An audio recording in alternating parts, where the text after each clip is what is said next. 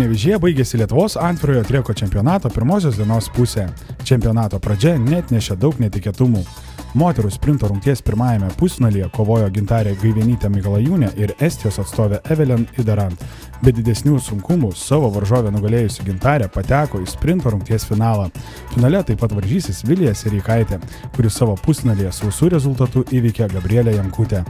Abi savo pusfinalius pralaimėjusios dviratininkės susikaus dėl bronzos medalio. Treneri, po 2 Omnimo rungčių Aušrinė yra lyderė. Lieka 4 rungtys. Ar liko dar jėgų?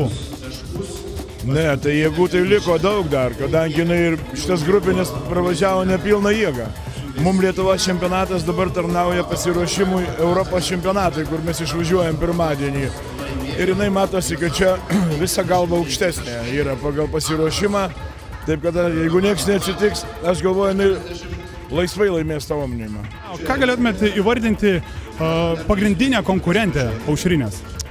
Galėčiau pasakyti, kad ta ukrainietė Klimčenko, kuri yra gal labai stipri mergaitė, tik tai, kad čia viena yra tarp lietuvių, tai sunkiau važiuoti. Tušlaitė važiuoja. Ir kitas mergaitės, dar yra tų mergaitės, čia ir viena, ir kita, ir Pilkauskaitė, ir Tušlaitė, bet sakau, pagrindinė yra Klimčenko. Vyrų sprinto rungtyje kol kas be konkurencijos važiuoja jaunių pasaulio čempionas Svajūnas Jonauskas. Finale jam iššūkį bandys mesti Vasilijus Lendel.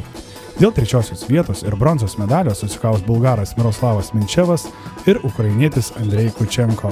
Svajūnai, kokią pinigų sumą statytum savo pergalę lažybų kontoroje? Labai įdomus klausimas. Nesustatęs, bet 50-50 ko gero. Pusę per pusę. Ar tiki savo pergalę? Aišku, tikiu ir noriu laimėti, bet ir mano konkurentas nesilpnas tikrai.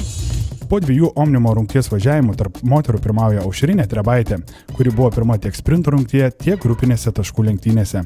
Toliau rikiuojasi Roberta Pilkauskaitė, turinti 7 taškus. Trečia Tatjana Klimčenko su 8 taškais.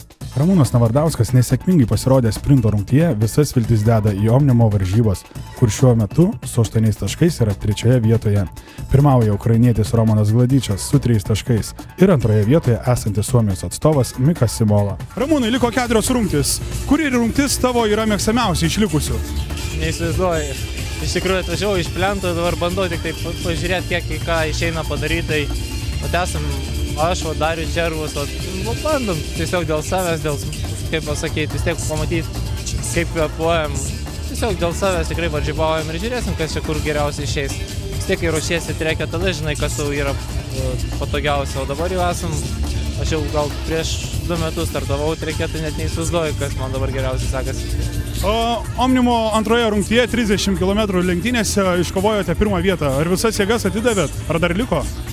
Žiūrėsim, kaip vis tiek iš termės sporto atvažiavęs, man sunkiau yra išsikrauti, bet daugiau tų jėgų yra ilgesniam laikui. Tai žiūrėsim dabar, kaip pavyks atsistatyti ir vėl varžybausim iš naujo. Vis tiek Ukrainos sportininkai labai yra pajėgus, Suomis labai protingai važiuoja, Darius labai gerai, kartu važiuoja, man atrodo, bus smagu dar pavaržybausim.